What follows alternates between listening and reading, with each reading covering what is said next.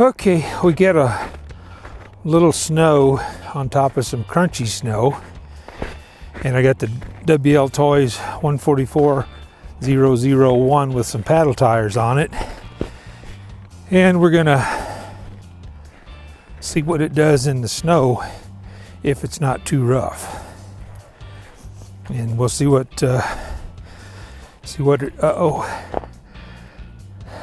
think I walked on the wrong side of the tree. Okay. Anyway, we'll get this in the snow real quick here, and we'll see what it does.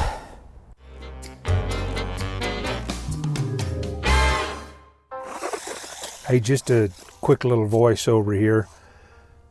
Just so you guys know, the field was a lot rougher than I had anticipated. It snowed a few weeks ago, and the people had walked in it, and then those ruts had frozen over before the new snow. So with the oil in the shocks being as cold as it was, the car was bouncier than it would normally be. I think on a warm day it would have handled those bumps a lot better, not flipped over quite as much. On another note, I was running the car on 3S, and I've run it on 3S several times doing speed runs and haven't had any issues at all. But with it constantly under a load like I was today, I think the run time on the car was 8 minutes. That's what the camera was on for. It pretty much, you know, full bore everywhere it went.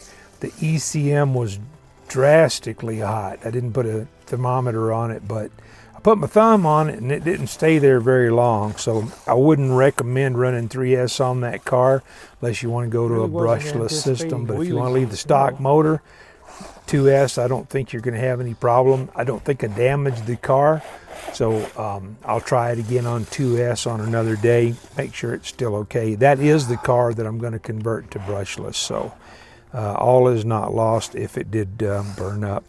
Not that I want to, but if it did, I do have another motor actually in stock. I just don't have the radio yet. Anyway, got a bunch of slow motion at the end. If you're into slow motion, I think there's some pretty cool shots there. It's kind of a long video.